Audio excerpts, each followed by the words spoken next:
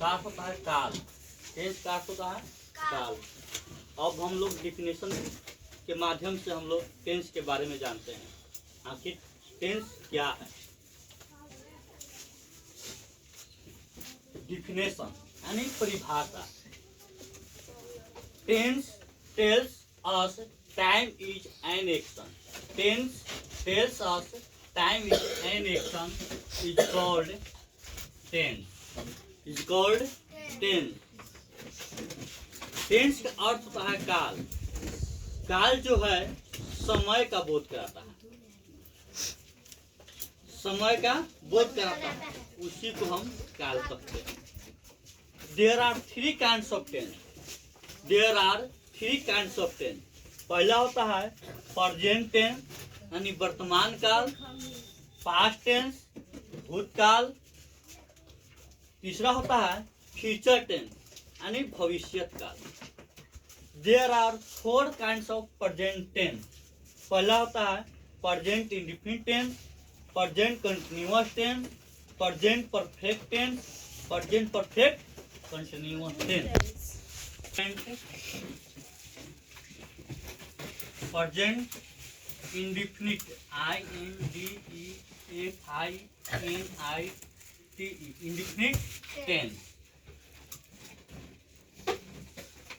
Present indefinite tense, इसका सर्वप्रथम पहचान जानेंगे। कैसे हम पहचानेंगे कि प्रेजेंट इंडेफिनिट टेंस का यह वाक्य है। तो सर्वप्रथम आइडेंटिफिकेशन, IDEN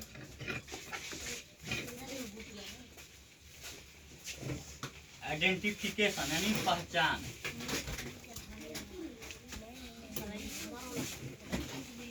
जिस हिंदी वाक्य के क्रिया के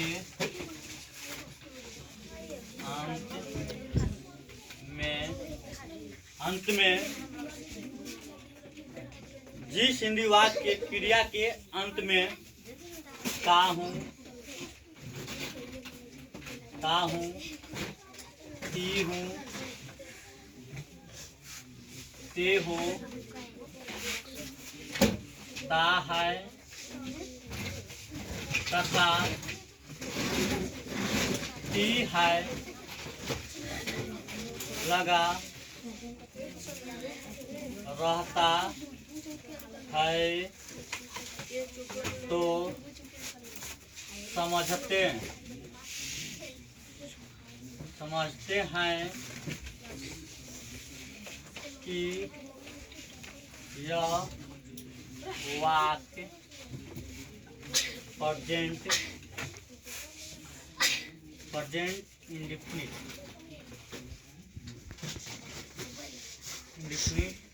टेंस का वाक्य, प्रेजेंट इंडेफिनिट टेंस का वाक्य है। आइडेंटिफिकेशन यानी पहचान। जिस हिंदी वाक्य के क्रिया के अंत में ता हूँ, ती हूँ, ते हो, ता है तथा ती है लगा रहता है, तो समझते हैं कि यह वाक्य प्रेजेंट इंडेफिनिट टेंस का कहलाता है। जैसे मैं पढ़ता हूँ, मैं पढ़ता, हाला मत करो जी, मैं पढ़ता हूँ। हम लोग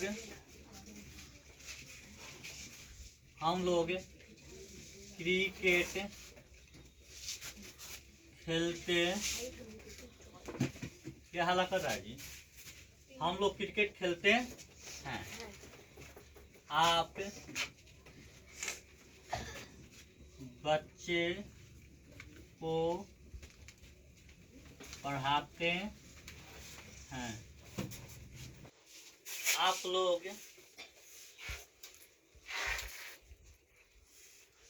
क्रिकेट आप लोग क्रिकेट खेलते हैं, आप लोग क्रिकेट खेलते हैं, वह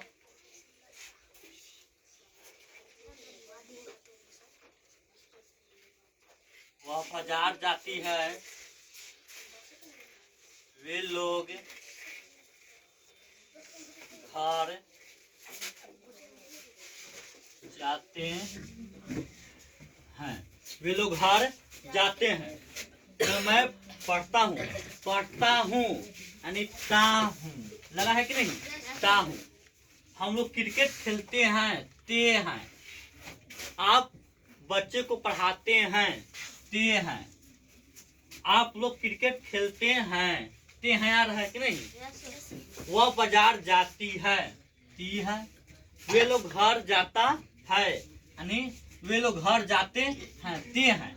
यानी काची पता है पहचान में कि जिस हिंदी वाक्य के क्रिया के अंत में ता हूँ, ती हूँ, ते हो, ता है, ती है, तो समझते हैं कि यह वाक्य प्रेजेंट इंडेफिनिट टेंस का कहलाता है। अब हम आप लोग को बनाने के नियम बताते हैं।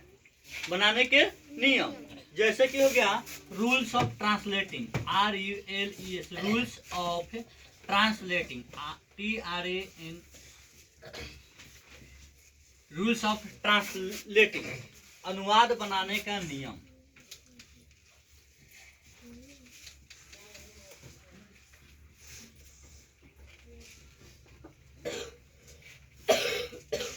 अनुवाद बनाने का नियम।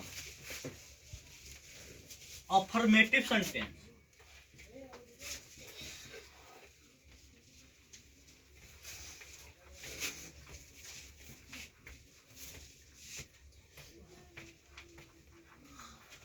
अफर्मेटिव सेंटेंस से पहला होता है सब्जेक्ट प्लस V1 या V5 प्लस ऑब्जेक्ट या rest word. Rules of translating है, rules of translating subject plus V1 या V5 प्लस ऑब्जेक्ट या रेस्ट वर्ड। अब हम सर्वप्रथम क्या करते हैं, पढ़ते हैं इसके बारे में, नियम पढ़ते हैं। नियम क्या है? नोट नंबर 1, नोट नंबर 1, यदि कर्ता का वाक्य थर्ड पर्सन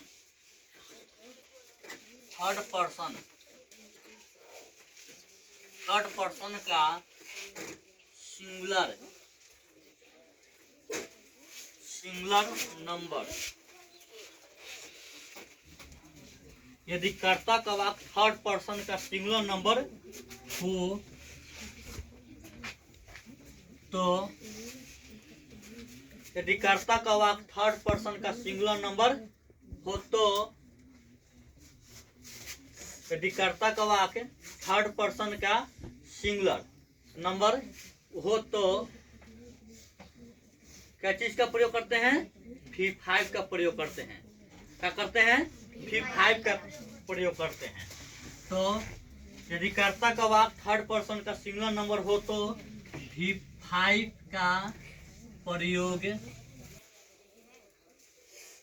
करते हैं और बाकी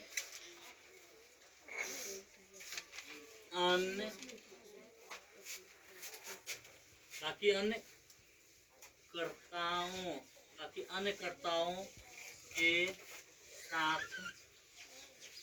V1 का प्रयोग किया जाता है। समझ में? नोट नंबर 1 क्या है? यदि कर्ता का वाक्य थर्ड पर्सन का सिंगुलर नंबर हो, सिंगुलर का मतलब होता है एक वचन, और प्लूरल का मतलब होता है बहुवचन। यानी थर्ड पर्सन का सिंगुलर नंबर हो तो V5 का प्रयोग किया जाता है।